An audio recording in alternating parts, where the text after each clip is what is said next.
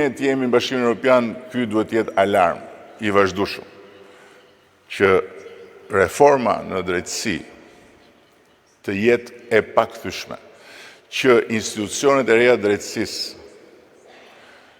që janë patjetër të përmirësueshme, si çdo institucion tjetër, duhet të jenë të paprekshme në kuptimin e ekzistencës tyre, që të mos ketë mundësi që cilado forcë politike apo cilado konfiguracion forcash politike të kërcënojë zhbërjen ose përmbysjen. Dhe këto gjëra kanë ndodhur në historinë e Shqipërisë më shumë se sa një herë dhe nuk ka asnjë arsye për të menduar se këto nuk mund të ndodhin. Prandaj është i rëndësishëm ky komision, prandaj është shumë e rëndësishme që pakthyeshmëria të jetë një nga pikat kyçe të referimit tonë. Ashtu si kundër, gjithëpërfshirja është një problem shumë i madh në Shqipëri. Unë i uroj suksese kryetares Kuvendit në ambicien e saj për t'i dhënë fund konfliktit politik. Por është një ambicie që kërkon një kapacitet të rishkrimit të historisë, dhe jo të rishkrimin në letër, po të rishkrimin në mendje. Do duhet kohë. Ama, nëse palët politike kanë të vështirë të bëhen bashkë, nuk mund ta kenë të vështirë institucionet që të bëhen bashkë. Nuk mund ta kenë të vështirë pushtetet e pavarura nga njëri tjetri që të bëhen bashkë. Dhe të bëhen bashkë pikërisht në emër të pavarësisë për njëri tjetrit për të kontribuar për një proces reformimi dhe ligjbërje dhe shtetbërje që është në fundit misioni i tyre i përbashkët, secili në pozicionin e vet. Ashtu si kundër, ekspertët e pavarur që janë angazhuar nga bota akademike apo nga jeta e përditshme që në mënyrë ose një tjetër lidhet me këto tema, apo ekspertët e huaj që i falenderoj për punën e tyre, kanë nevojë për një hapësirë ndërveprimi. Nuk mund të jetë kjo hapësirë ndërveprimi një hapësirë që e krijon qeveria.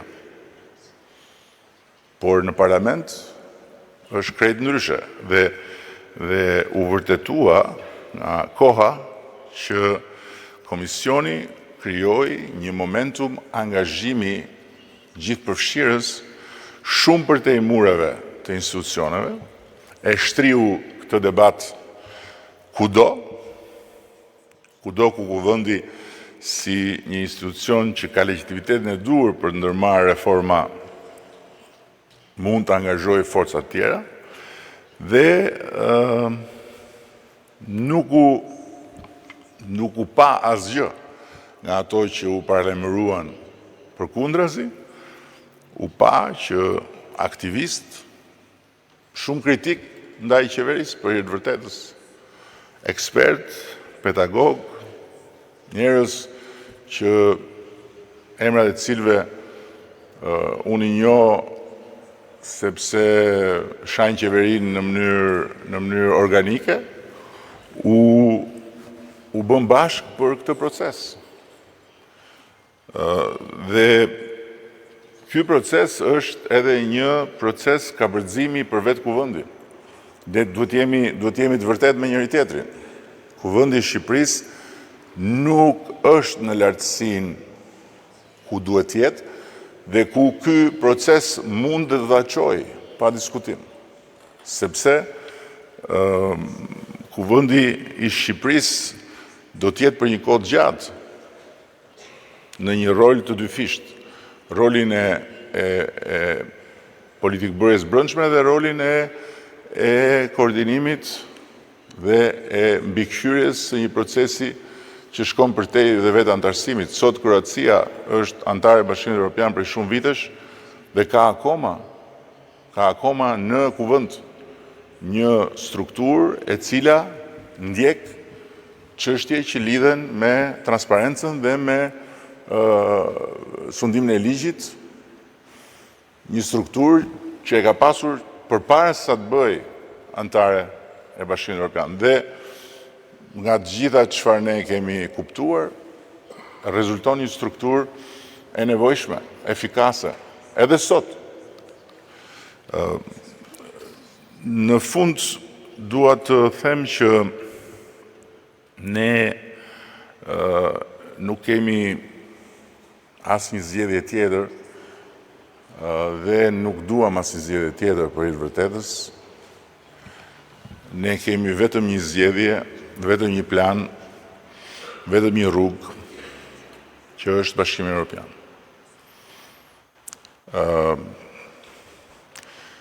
Për ne është shumë e qartë. Ne nuk jemi perëndimor të përkdhelur nga fati. Ne nuk jemi rritur aty dhe ashtu si janë rritur ata që janë rritur në Europën e viteve 70, e viteve 80. Ne jemi rritur në ferr. Dhe ne e dim shumë mirë që Bashkimi Evropian është shumë më tepër se sa një bankomat. Ne e dim shumë mirë që Bashkimi Evropian është vendi i shpëtimit ton nga historia jo. Dhe ne kemi shumë të qartë që Bashkimi Evropian është edhe këndi nga ne